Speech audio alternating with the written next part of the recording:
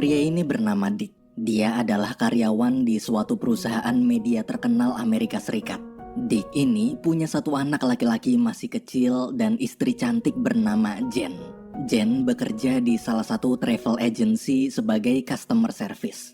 Kehidupan keluarga Dick terlihat sempurna. Mereka punya karir bagus, tinggal di perumahan elit, punya peliharaan anjing lucu, bahkan rumput rumahnya aja impor dari Brazil. Suatu hari di kantor, sekretaris memberitahu kalau CEO atau pimpinan perusahaan bernama Jack memanggil Dick ke ruangannya. Mendengar itu, hati Dick pun berbunga-bunga. Ia yakin pasti Jack mau naikin jabatannya. I believe I can fly. Every night and every cry away. I believe I can fly. So I believe. Sesampainya di ruangan Jack, Dick bertemu dengan wakil pimpinan bernama Frank. Ternyata harapan Dick benar. Frank di situ mengatakan bahwa jabatan Dick akan dinaikkan jadi wakil direktur komunikasi. Tak hanya itu, Dick juga diundang makan siang di rumah Jack besok. Dick tak menyangka di antara ratusan karyawan, dialah yang dipilih Jack untuk jadi wakil direktur komunikasi. Keesokan harinya, Dick pergi ke rumah Jack. Saat sedang makan siang, sebagai wakil direktur komunikasi yang baru, Jack memberikan tugas pertama untuk Dick, yaitu menjadi juru bicara di acara TV Bursa Saham besok lusa. Walaupun belum mengerti apa-apa tentang dunia persahaman, namun dengan percaya diri, Dick menerima tugas tersebut. Malamnya di rumah, Dick menyampaikan kabar gembira itu ke istrinya. Karena sekarang gajinya udah gede banget, Dick meminta Jen berhenti kerja agar bisa fokus ngurus anak di rumah. Jen ikut senang. Sebenarnya selama ini dia sudah lelah kerja dan ingin jadi ibu rumah tangga. Besok lusanya, tugas pertama Dick sebagai wakil direktur komunikasi pun dimulai. Ketika sedang siaran langsung acara Bursa Saham TV, pembawa acara bertanya kenapa harga saham perusahaan tempat Dick bekerja turun. Dick di situ bingung tapi berusaha tetap percaya diri. Dia menjawab perusahaannya baik-baik aja. Bahkan semua laporan keuangan sudah diserahkan ke Departemen Pajak Negara. Sayangnya ucapan Dick berbanding terbalik dengan data statistik di pojok layar yang menunjukkan kalau saham perusahaan sedang anjlok parah. Siangnya waktu kembali ke kantor, Dick merasa aneh kenapa para karyawan terlihat sibuk menghancurkan data-data keuangan perusahaan. Di ruangan Jack menjelaskan bahwa sebenarnya perusahaannya memang sedang diambang kebangkrutan karena ada karyawan korupsi dan membawa kabur uang perusahaan yang jumlahnya sangat besar. Jack juga bilang dari dulu dia tak pernah sekalipun melaporkan data keuangan ke Departemen Pajak Negara. Gara-gara siaran langsung Dick tadi, Departemen Pajak jadi berencana datang untuk menyelidiki kasus korupsi di sini. Setelah mengatakan itu, Jack buru-buru pergi meninggalkan Dick yang cuma bisa bengong. Saat pulang, Jen membuat pesta perayaan kenaikan jabatan suaminya. Di tengah perayaan, Dick memberanikan diri memberitahu kalau perusahaannya baru aja bangkrut. Jen pun panik. Untungnya Dick berhasil menenangkan istrinya itu dengan bilang bahwa dia akan dapat uang pesangon besar. Namun setelah berbulan-bulan lamanya menunggu, uang pesangon Dick tak pernah cair. Selama ini keluarganya hanya bertahan hidup dari uang tabungan pendidikan anak karena Dick belum dapat pekerjaan baru. Hingga suatu hari dia dapat telepon dari perusahaan besar yang memintanya datang besok. Keesokan harinya dengan hati gembira, Dick pergi ke sana dan bersiap untuk wawancara kerja. Tapi pas masuk ke ruang HRD, si HRD malah ngetawain dia terus padahal dia cuma diem aja. Tak lama kemudian, para karyawan lain muncul. Ternyata alasan Dick dipanggil ke sini bukan buat interview kerja. Mereka cuma mau ngajakin foto bareng gara-gara video Dick waktu siaran di TV dulu viral sampai dijadiin meme. Sepulang ke rumah, Jen memberitahu kalau uang tabungan sudah mulai menipis. Tadi dia malah sampai jualin rumput impor di halaman buat nambah-nambahin uang belanja. Jen lalu bilang sekarang bukan waktunya pilih-pilih pekerjaan. Pokoknya mulai besok mereka berdua harus cari kerja apa aja biar bisa bayar listrik. Pas Jen baru selesai ngomong, listrik rumah tiba-tiba mati gara-gara udah 3 bulan nunggak. Mau nggak mau, besoknya Dick terpaksa melamar kerja jadi pelayan supermarket. Sedangkan Jen ngajar senam walaupun dia nggak bisa senam sama sekali. Baru juga beberapa jam kerja, mereka berdua langsung dipecat. Dick dituduh mau ngelecehin emak-emak, sementara Jen nggak sengaja nendang muka murid senamnya. 1 bulan berlalu, kehidupan keluarga Dick semakin menyedihkan. Banyak barang yang dijual, mobil mahal ditukar mobil tua, dan kesengsaraan lainnya. Esok hari, Dick nyoba kerja jadi tukang cat. Setelah menunggu lama, alhamdulillah Dick akhirnya dapat 1 orderan. Sayangnya pas mau berangkat, ada tukang cat lain nonjok Dick dari atas mobil sampai jatuh dan ngerebut orderannya. Dick pun harus mengantri lagi bersama tukang cat lain. Waktu lagi asik-asik main kartu sambil nunggu orderan, mendadak petugas imigrasi datang nangkep-nangkepin semua tukang termasuk Dick. Ternyata para tukang cat di sana adalah imigran gelap. Di sisi lain, di suatu laboratorium, muka Jen terlihat bengkak gara-gara jadi sukarelawan uji coba obat skincare baru. Ketika sedang mendengarkan pengarahan dokter, Dick menelpon. Di telepon, Dick meminta Jen menjemputnya ke penjara perbatasan Amerika nanti malam. Malamnya, Jen pun menjemput Dick.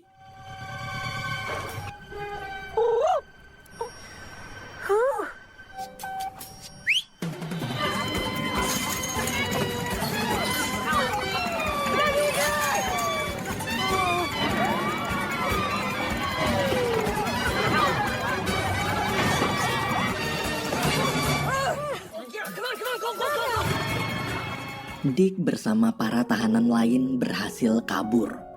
Sesampainya di rumah, Jen yang sudah sangat lelah menghadapi semua masalah hari ini memutuskan untuk tidur.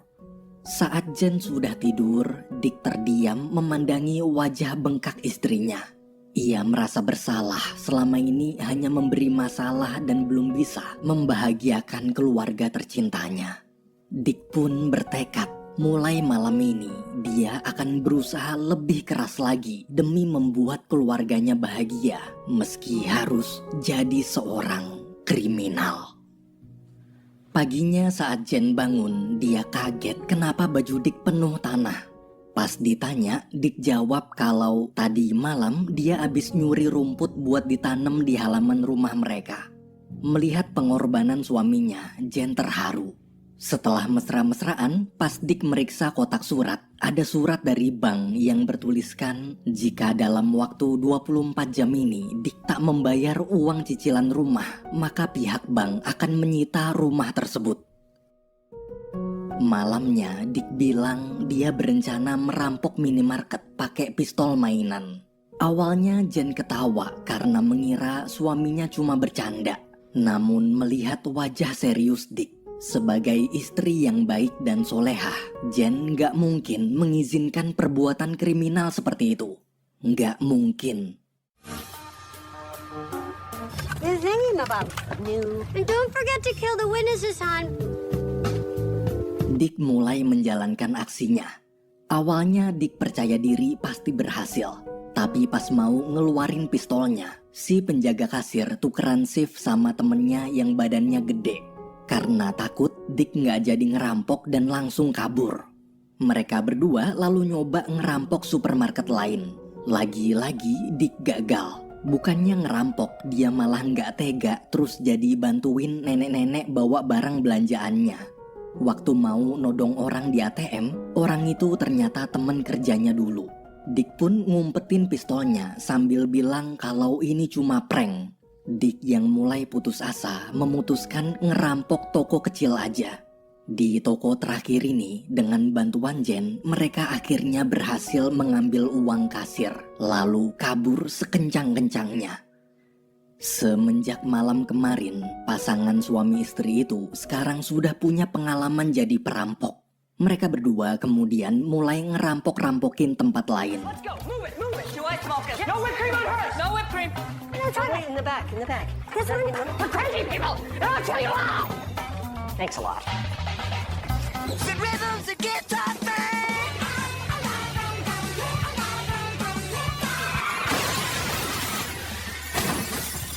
Oh, come along, better give me five. Perlahan-lahan kehidupan keluarga Dick mulai membaik. Listrik rumah kembali menyala, bisa beli TV baru dan beli rumput impor dari Brazil lagi. Sampai suatu hari mereka berencana merampok salah satu bank besar. Namun berbeda dengan perampokan sebelumnya, kali ini agar tak dicurigai, Dick pura-pura jadi petugas pengecekan uang. Awalnya semua berjalan lancar, hingga tiba-tiba ada 2 perampok bertopeng masuk ke dalam bank ikutan ngerampok juga. Tak lama kemudian, polisi datang lalu menangkap kedua perampok tersebut. Waktu topeng perampok dibuka, Dick kaget. Ternyata itu adalah rekan kerjanya di kantor dulu. Malam hari di rumah, Dick dan Jen menonton berita penangkapan rekannya tadi siang. Tak hanya satu berita aja, tapi ada juga berita tentang rekan-rekan mantan karyawan satu perusahaan dulu yang jadi kriminal demi mencari nafkah. Saat semua mantan karyawannya kesulitan, Jack justru sedang asik liburan sambil berburu bebek terbang. Berita lalu berganti ke berita tentang Dick yang terancam akan dituntut sebagai tersangka kasus korupsi gara-gara acara siaran TV-nya dulu. Jen pun berusaha menenangkan suaminya. Tapi karena terlalu panik, Dick sampai teriak-teriak keluar rumah. Dia lalu pergi menenangkan pikiran ke bar. Di sana karena mabuk, bukannya tenang, Dick malah semakin menggila. Jen kemudian datang dan mencoba menyadarkan suaminya. Di tengah obrolan, Dick melihat Frank juga ada di bar itu. Dick yang merasa Frank pasti dalang di balik semua masalah ini pun buru-buru mengejarnya keluar. Setelah tertangkap, Frank berusaha meyakinkan kalau dia hanya dijebak. Sebenarnya Jack lah yang telah membawa kabur uang perusahaan senilai $400 juta lalu memfitnahnya. Selama ini Frank juga sedang mencari cara melaporkan Jack ke polisi. Karena merasa nasib mereka berdua sama, Dick pun menawarkan kerjasama untuk menghancurkan Jack. Keesokan harinya di kafe, Frank cerita uang perusahaan yang dikorupsi Jack telah digunakan membeli saham salah satu bank Amerika. Berdasarkan informasi, rencananya besok lusa Jack akan mencairkan seluruh uang saham itu ke rekening pribadinya. Seketika Dick dapat ide. Bagaimana kalau sebelum formulir rekening pencairan uang Jack ditandatangani, mereka menukar formulir tersebut dengan formulir rekening Dick? Mendengar ide barusan, Frank setuju. Besok lusa rencana dimulai. Nantinya Jen dan Dick akan masuk ke dalam bank sementara Frank berjaga di luar. Tapi baru juga keluar mobil, si Dick malah jatuhin formulir rekeningnya. Tuh kertas ketiup angin terus hancur kena pemotong rumput. Frank dan Dick pun berantem. Jen lalu nyuruh Dick bikin formulir baru pakai komputer di dalam bank.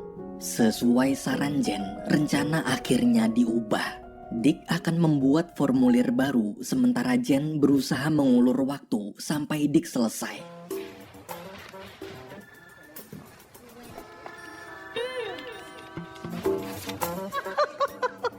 I'm sorry? Someone stole my car right out of the parking lot. I got it.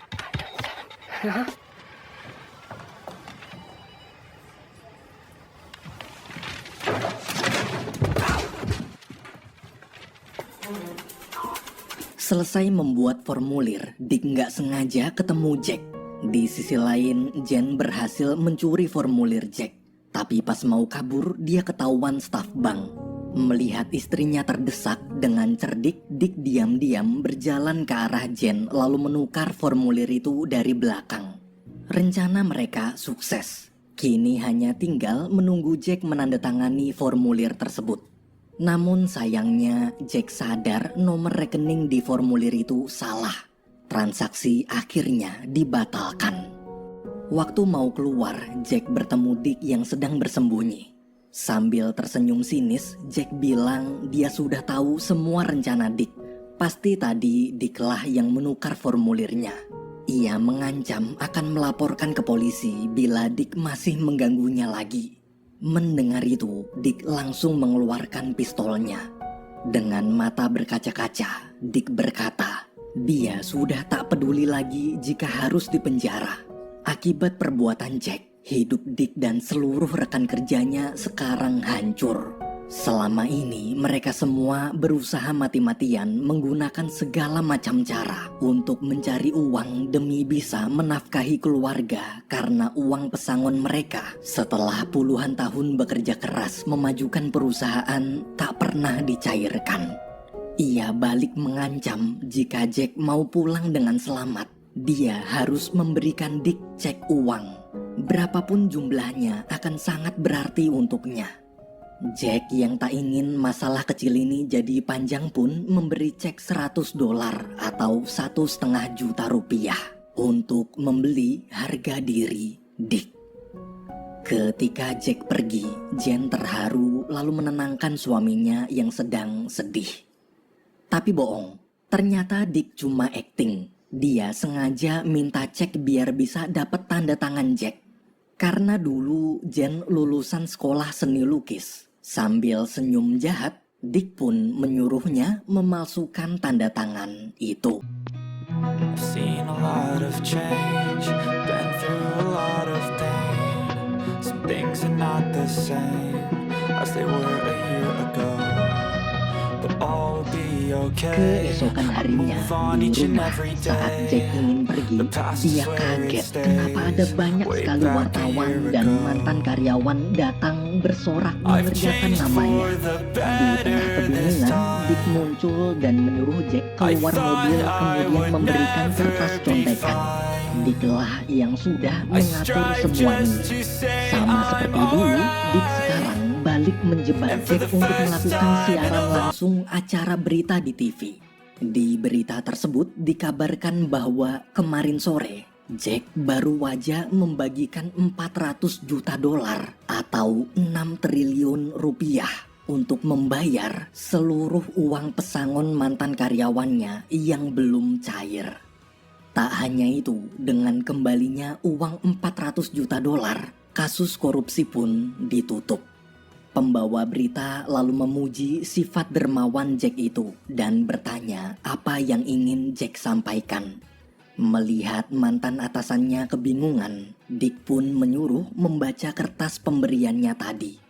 Ketika dibacakan, kertas itu bertuliskan kalimat yang harusnya dari dulu Jack ucapkan pada semua karyawannya yang selama ini selalu bekerja keras untuk perusahaan, yaitu terima kasih.